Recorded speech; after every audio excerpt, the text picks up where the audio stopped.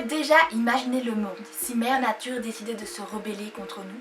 Si sous l'effet de la colère, en voyant comment nous traitons la faune et la flore, elle décidait de punir toute l'humanité? C'est exactement le sujet que traite le roman.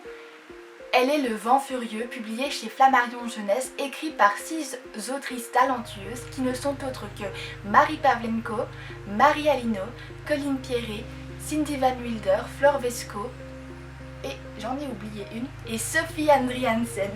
Le roman se découpe en 6 nouvelles qui font suite à une introduction écrite par Marie Pavlenko qui s'appelle Qui sème le vent. Cette introduction parle en réalité d'une vieille dame qui n'est autre que Mère Nature qui descend sur Terre pour voir un petit peu comment le monde est, comment les choses se passent. Et en fait elle va être totalement horrifiée, elle va être dégoûtée, elle va être en colère de voir comment le monde, comment les gens vivent, comment les gens traitent les autres personnes. Bref, elle va se dire que l'humanité est en train de courir à sa perte. Et sous l'effet de la colère, elle va décider de tous nous punir. Le roman se découpe en 6 nouvelles qui font suite à une introduction écrite par Marie Pavlenko qui s'appelle Qui sème le vent. Dans cette introduction, on va suivre une vieille dame qui n'est autre que Dame Nature, qui va aller voir comment le monde évolue, comment les hommes vivent sur la Terre.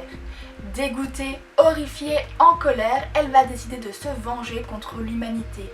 Imaginez-vous des jeux à la Hunger Games spéciale écologie, imaginez-vous que vous vous mettiez à bourgeonner comme une pleure en pleine floraison, ou encore que les singes se rebellent.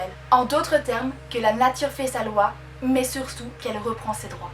J'ai beaucoup aimé ce roman car il traite de sujets forts mais aussi de sujets d'actualité.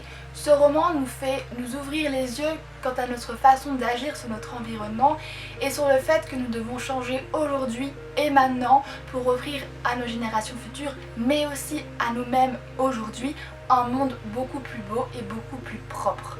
Parce que prendre soin de la nature, c'est aussi prendre soin de nous-mêmes. Je suis persuadée que si nous faisons chacun à notre échelle des petits gestes au quotidien, nous pourrions accomplir de grandes choses pour cette cause qui est l'écologie. C'est un roman qui devrait être lu par le plus grand nombre pour nous permettre d'ouvrir les yeux et surtout pour nous permettre de redonner un souffle plus sain à notre environnement et à notre nature. Je vous recommande ce livre à 100% car il est beau, il est fort et il est vrai. Je vous souhaite de très belles odyssées livresques et je vous dis à très bientôt pour une prochaine vidéo.